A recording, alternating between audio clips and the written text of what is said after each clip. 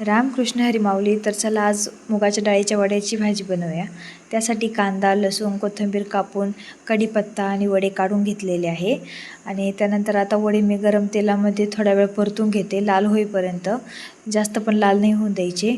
आणि आपला कांदा जो आहे तो कढईमध्ये परतून घेऊ. तो बिना तेलाचा परतून घ्यायचा, म्हणजे चांगला लाल होईल. तो परतून झाल्यानंतर कढीपत्ता आणि लसूण तेलामध्ये परतून घ्यायचं आणि मोहरी टाकून घेऊ. चांगलं लाल होईपर्यंत परतून घेऊ सगळं मिश्रण.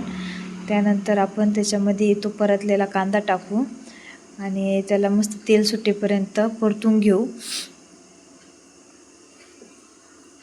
तो परतून झाल्यानंतर आपण त्याच्यामध्ये मसाले टाकू. इथे मी मसाल्यामध्ये हळद, मिरची पावडर आणि घरचा गरम मसाला, परत एव्हरेस्ट मसाला आणि अंबारी मसाला असे 5 प्रकारचे मसाले वापरलेले आहेत. त्याच्यानंतर त्याच्यामध्ये आपण वडे टाकून परतून घेऊ. चांगलं एकजीव होईपर्यंत परतून घेऊ. त्यानंतर त्याच्यामध्ये मीठ टाकून चांगलं परत परतून घेऊ. हे बघा, चांगलं परतलेलं आहे. आता यामध्ये आपण गरम पाणी टाकू. पाणी गरम करून टाकायचे थोडंसं.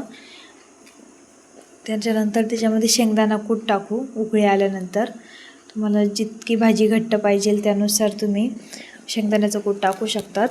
त्यानंतर त्यामध्ये कोथिंबीर टाकायची कढईने आणि चांगलं उकळून घ्यायचं कोथिंबीर टाकून झाल्यानंतर. आणि हे बघा, आपली वड्याची भाजी तयार आहे. भाजीला काही जरी नसलं की लगेच वड्याची भाजी बनवायची, ही गावाकडची पद्धतच आहे. आणि मुगाच्या डाळीची वडे हे वर्षभरासाठी बनवले जातात. गावाकडं वर्षभर टिकतात, कारण त्यामध्ये कांदा नाही वापरला जात बनवताना, जेव्हा ते वडे आपण बनवतो. आणि हे बघा किती छान भाजी झालेली, खायला एकदम चविष्ट भाजी आहे. तर तुम्ही नक्की करून बघा.